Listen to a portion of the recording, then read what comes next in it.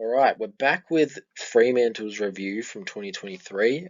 We've got the game against Brisbane in round 21. Very back and forth game. Both sides had pretty good runs in every quarter, pretty much. So, interesting one to look into. Okay, as always, we look at the stats and have our ways to beat Freo. First of all, we've got have numbers at the contest. They're fourth in handballs per game, which means they like to move the footy in close proximity. And they're also 16th in bounces per game. So they run in numbers. They've always got someone to give it off to. So you've got to have numbers there to lay the tackles at these contests, or they'll just burst out. There's a nice clip coming up that really demonstrates what they're doing there. The second point is to play to Darcy and Jackson's taps. Darcy is a very dominant force in terms of hitouts, and Jackson is a great backup for when they're both playing. As you can see, first in hitouts and second in hitouts to advantage. But you can see teams are already taking a bit of advantage of sharking their hits because their clearance differential, they're coming 11th, which is just under mid-table. This year, though, the inclusion of Hayden Young looks really good into their midfield, and it may just give them an extra bump to move that clearance differential up. And third is to defend leading targets. This is a real key point for them.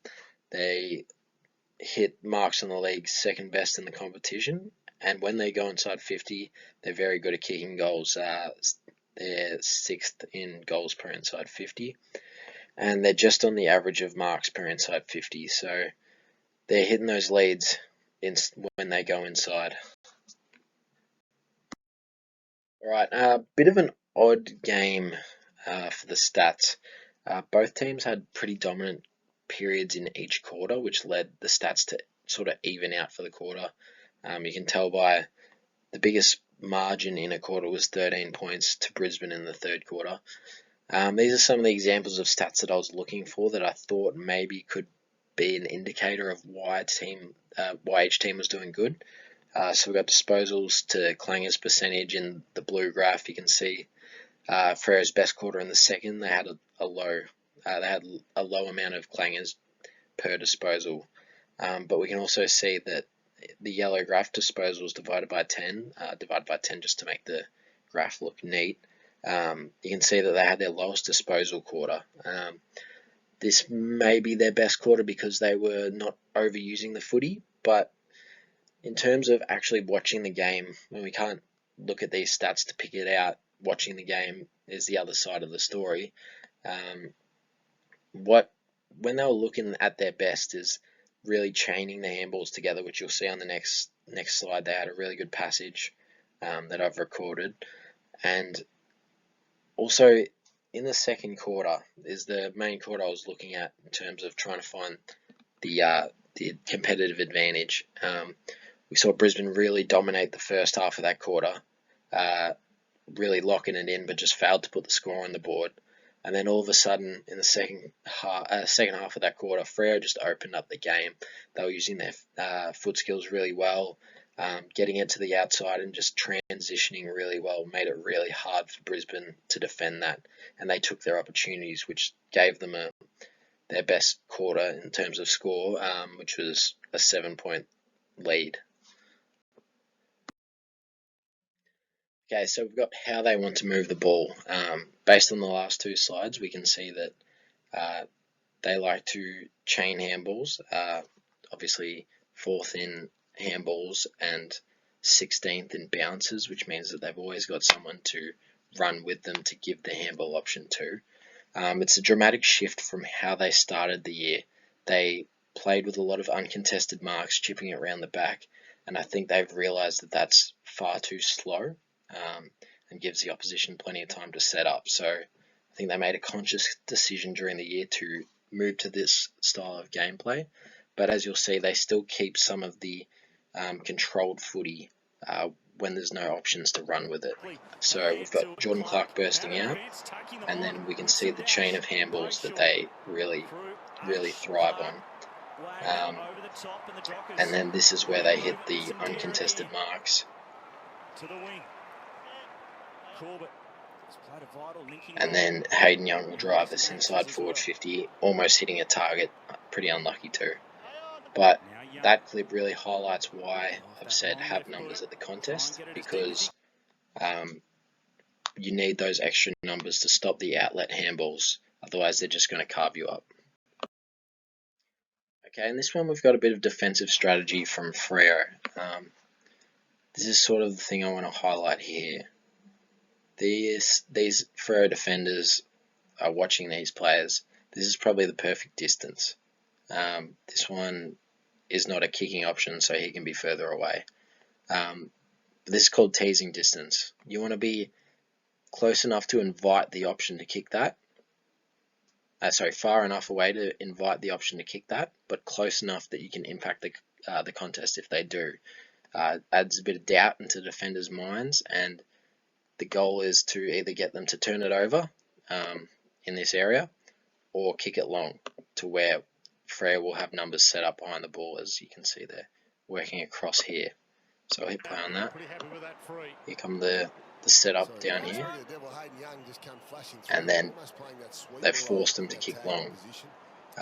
We get a Luke Jackson intercept mark, and this is a front half turnover, which is really dangerous in the AFL, because all you need now is one mark and you're getting a shot at goal.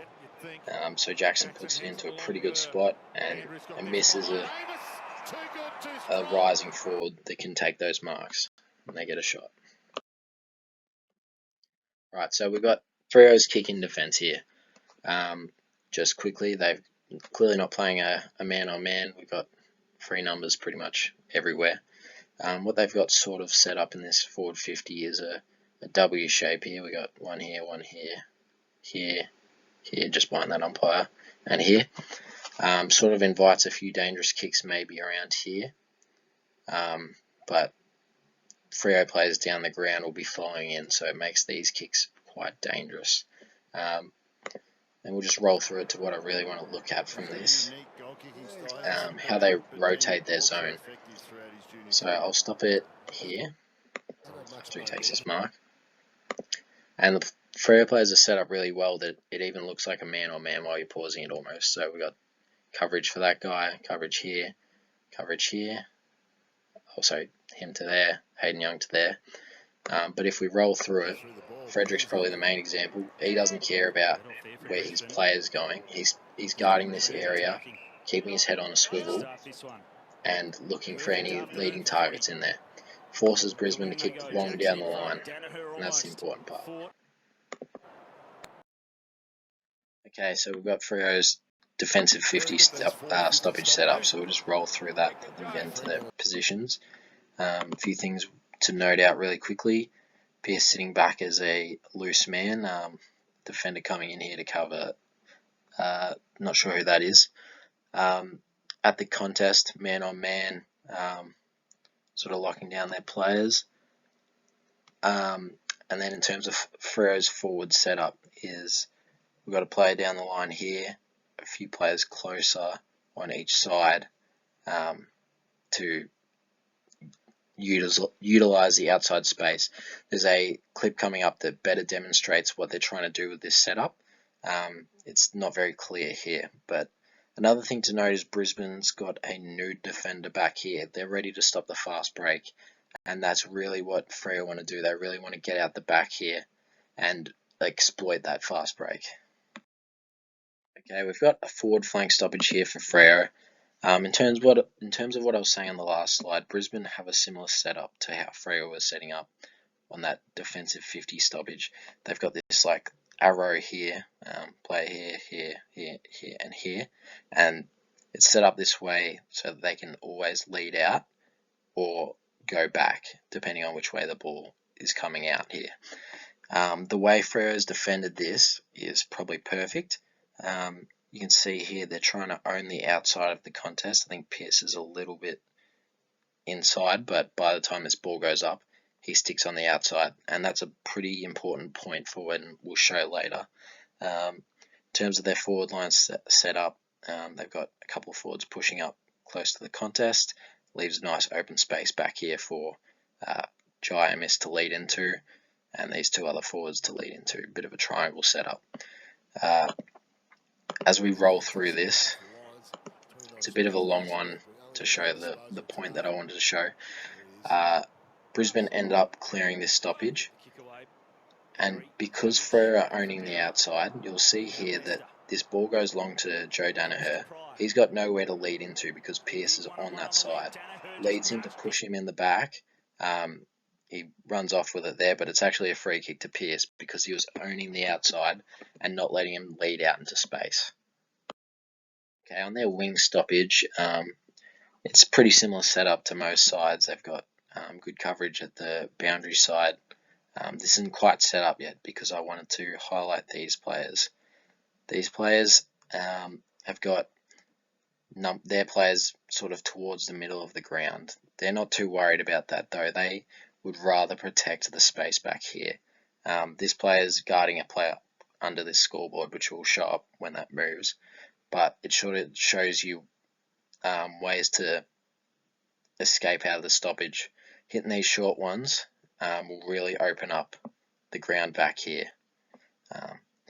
So we'll just roll through that a bit further and sort of analyse it when they get into position. So we've got the ruck. This is likely a forward coming up to watch the contest. Three mids here, Young, Sarong, I think that's O'Meara, and then the winger at the back of the stoppage, and then far winger on the far side. And then nothing much happens from this stoppage, just a quick clearance to the forward setup. Okay, I couldn't really get any clear down the ground footage of a centre bounce stoppage for Freo. You can sort of see Brisbane setting up in that ice stoppage that West Coast used in the first video. Keeps Freo's defenders accountable. Can't really see what Freo is really setting up with here as it pans in. Really just gives me an opportunity to highlight the addition of Hayden Young into this midfield. Might make me reevaluate where I see them finishing on the ladder, because Sarong, Brayshaw and Young here are sort of the perfect matchup. Like, you got Young to burst out, Brayshaw to be a great outside user, and Caleb Sarong to be in and under, really flick the footy. Okay, forward 50 stoppage here. Just a few things to note in this one. We've got Brisbane's spare here. Plenty of numbers on the boundary side, including the midfielders that come in. And then they're sort of controlling Brisbane with their setup here. Not particularly manning up, but being set up where they want to be. They're trying to keep this space open to hit the ball to. We'll see sort of Brisbane roll up and take these players, and ends up with Freo having a nude defender at the back, which is good for stopping fast breaks. Okay, so we've got Freo down to a minute to go. Quick thing to note before we start, Brisbane have dropped a number back into their forward 50, this winger, and Freo have matched the number so that they don't have a spare. We roll through it, and Freo, and we get a repeat stoppage, which is pretty bad for Freo. You'll see here in this next clip. This allows all the Brisbane forwards to creep up to the stoppage and make it really congested. So we've still got even numbers in Freo's forward line. It's probably important for Freo here to take note of Harris Andrews, which you'll see late. He likes to peel off his men, and shows why that role is so important later. Freo do manage to get a clearance, which is good with all this congestion, quite hard to do. But just having the numbers behind the ball being set up allows a second contest, which they are able to get out of again, but no clear kick, which leads Harris Andrews to just peel off his man and ice the game.